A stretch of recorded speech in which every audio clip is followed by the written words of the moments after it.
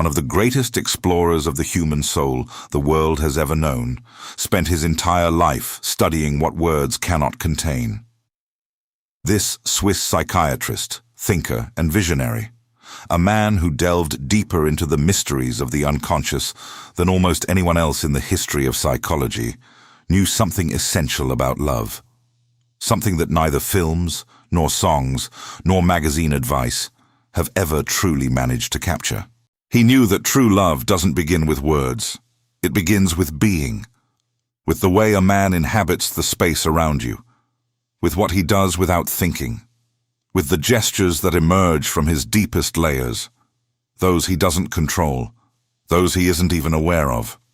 Jung developed what he called the theory of the unconscious, and the central idea is simple, even if its implications are endless. Much of who we are, what we feel, what we reveal, happens outside of our conscious awareness. We don't always know what we show, especially in love. And that's precisely where it all begins. Jung observed that human beings reveal what they truly feel, not in their words, but in their automatic behaviors, those unfiltered by the mind, by fear, by the social mask. A person may never say the words, but their unconscious doesn't lie. And if you know where to look, you'll see everything. It's no coincidence that you're here tonight. Something inside you wanted to hear this. There is a phenomenon that Jung documented with precision and that most people are completely unaware of. When a human being feels a deep attachment to another person, an attachment that goes beyond ordinary affection, beyond fleeting desire, their entire psyche reorganizes itself.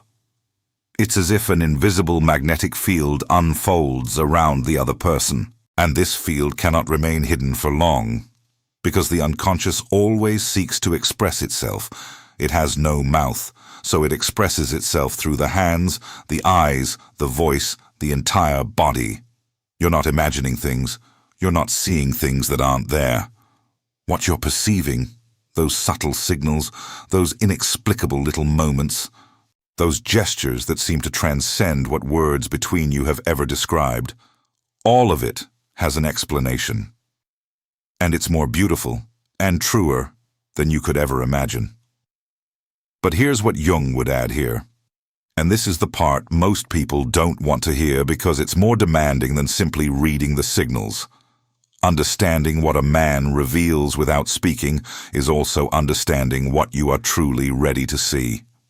Unfiltered, without projection, with honesty. But let's not get ahead of ourselves. First, let's talk about what's going on inside him.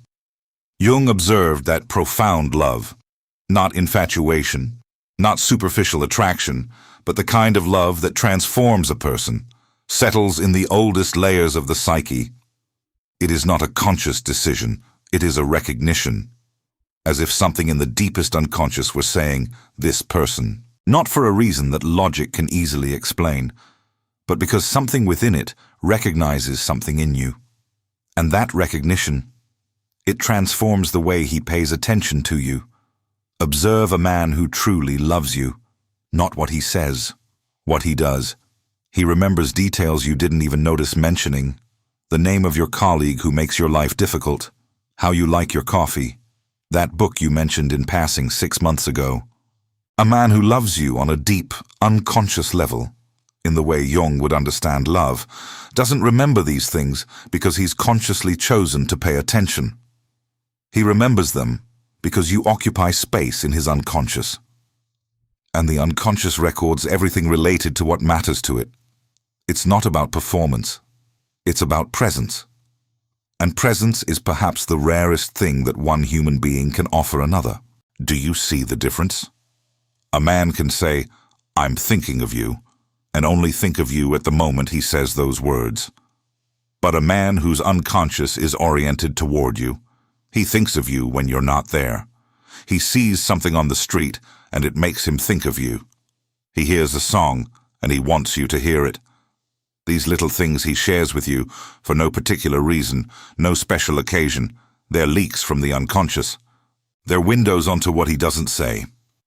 And somewhere deep down, you already knew it. Not consciously, but something inside you knew. There is one thing Jung understood about men in particular, and it is counterintuitive, so listen carefully. The men who love most deeply are often those who verbalize the least. Not because they don't feel, but because what they feel is so deeply ingrained within them that they don't always know how to put it into words. Words are a tool of the conscious mind, and true love, according to Jung, often lives far beneath that surface. Here is the central paradox of what you are experiencing. A man may never tell you that he loves you, and yet love you in a way that few words could ever capture. This is not a contradiction. It is a profound psychological reality. Jung observed that human beings have two modes of expression. The conscious mode, that of language, decisions, and confessions, and the unconscious mode, that of spontaneous behavior, glances, gestures, and involuntary attention.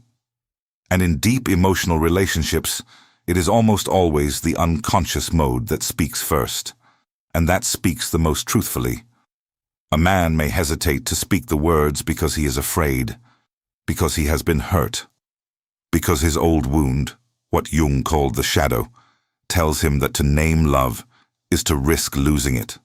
So he remains silent. But his hands do not remain silent. His eyes do not remain silent. His body does not remain silent. And you watch all this. And you wonder if you're interpreting it correctly. If you're not just telling yourself a story you want to hear. So here is what Jung offers you as a compass.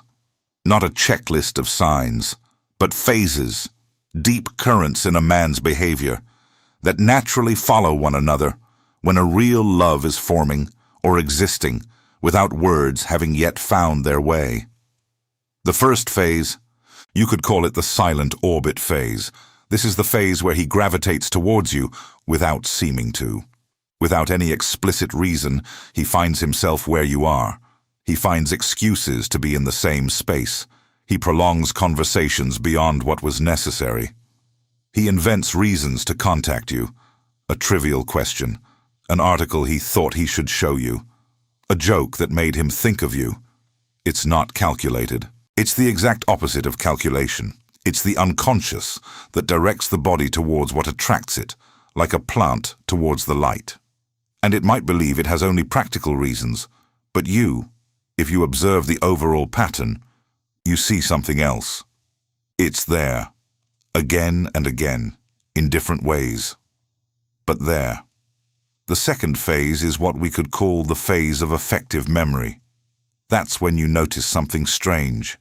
He remembers everything, the little details, things you said in passing weeks ago, preferences you mentioned only once, fears you touched upon, almost in a whisper. And sometimes he acts on those memories without even telling you. He orders something you liked at your last meal. He avoids offering you things you told him you couldn't stand. He adapts his behavior to what he remembers about you. Jung observed that emotional memory, the way the psyche retains everything with an emotional charge, is one of the most reliable indicators of a deep attachment. We don't remember things that don't matter with such precision. The brain is constantly sorting things out. And what a man keeps, what he cherishes, what he carries without realizing it, it tells you something about the place you've occupied in his inner life. The third phase is perhaps the most difficult to see because it is often mistaken for indifference. This is the phase of silent protection. A man who loves deeply, according to Jung's understanding of the male psyche, won't necessarily verbalize his protection. He'll live it. He'll make sure you get home without you asking him to. He'll notice when you seem tired, even if you haven't said anything. He'll speak about you differently when others are around, with a restraint, a respect, unlike the way he speaks about other people. He takes up space around you, not to dominate, but to create a space where you feel safe. And he often does this unconsciously, without anyone else noticing, and sometimes without you even putting it into words. It is one of the oldest forms of love, the one that predates words in the history of all humanity. The fourth phase is what we could call the phase of disguised vulnerability. This is perhaps the one that requires the most attention to be perceived, because it presents itself in unexpected forms. A man who loves you, truly deep down, will start showing you parts of himself he doesn't easily reveal. Not necessarily in a dramatic way, not necessarily through grand confessions, but in those little moments when he lets his guard down, when he says something honest about his fears, when he talks about something that hurt him once without having planned to, when he laughs in a way he doesn't laugh with everyone. Jung understood that vulnerability is one of the most intense acts of love that exist, precisely because it is never given lightly. The human psyche protects its fragile parts with instinctive vigilance.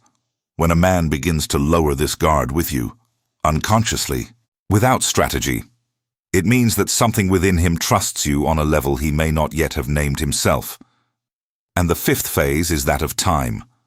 Not time as duration, but time as choice.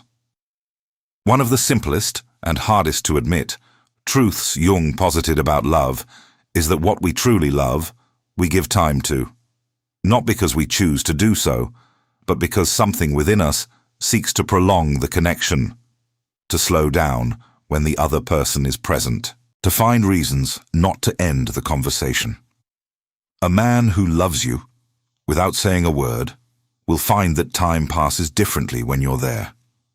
And he'll seek, often without putting it into words, to have more of it. More moments. More shared presence. More of those seemingly insignificant instants that in fact know what they are. Notice if time stretches out when you're together. Notice if goodbyes drag on. Notice if conversations keep coming back. Coming back. Coming back. Because something doesn't quite want to end. It's not a coincidence. It's never a coincidence. But here is what Jung would now add. And this is the part most people avoid because it demands something of them. What you observe in him doesn't just tell you about him, it also tells you about yourself. Jung had an idea called projection, and it's important to understand it so as not to get lost in interpreting signals. Sometimes what we see in others is true.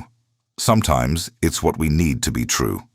And the line between the two is thin, and it requires honesty. So here is the question Jung would ask you, gently but directly. Are you observing the man he is, or the man you hope he will be? This isn't an accusation. It's an invitation. Because projection, seeing in others what lives primarily within oneself, is one of the most universal mechanisms of the human psyche. We all do it.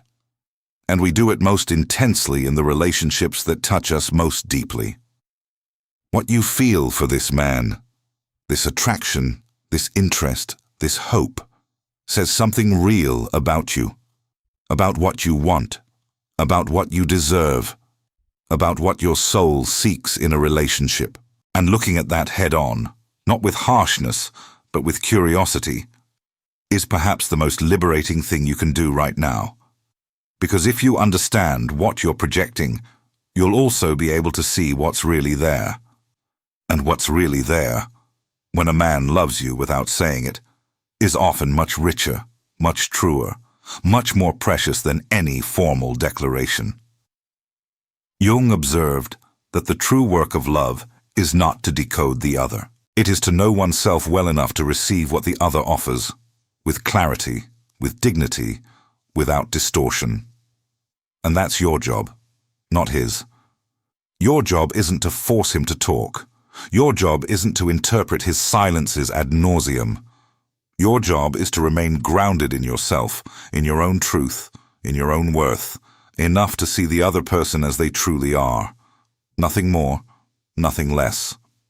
And paradoxically, it's often when a woman stops looking for signs and begins to live fully in her own light that even the most profound men become unable to remain silent.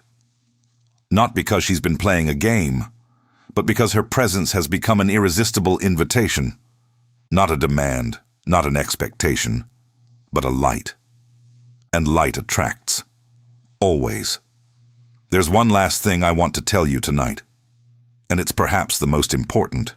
The pain you're feeling, this uncertainty, this waiting, this need to understand, it's real. Don't minimize it.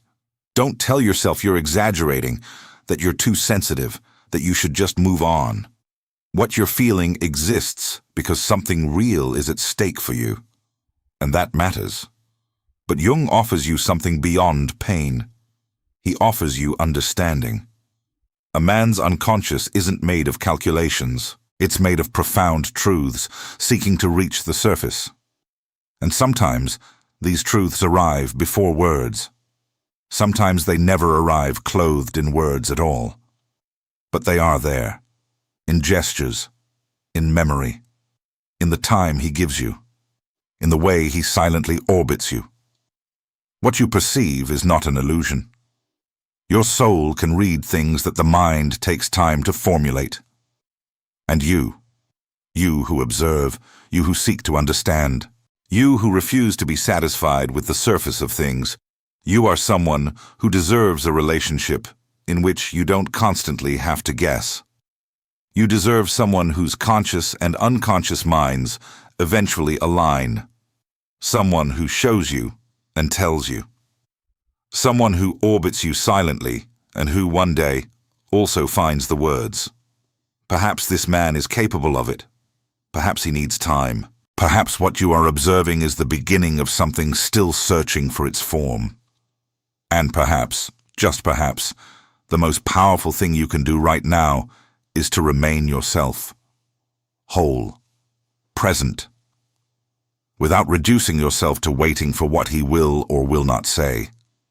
Because deep down, your soul doesn't need his validation to know its worth. It already knew, even before he came into your life. And it will still know, long after this uncertainty is resolved. You don't need his words to be loved. You need to see clearly. And tonight, you started to do that. This is not the end of something. It is the beginning of a more accurate reading of the world around you and of yourself. Just tell me one thing in the comments. Is there a man in your life right now whose actions speak to you more than his words? Just a word, just a sign. I read every message. Subscribe if you haven't already. And share this video with a woman who's silently watching someone tonight and needs to hear this. Take care of yourself.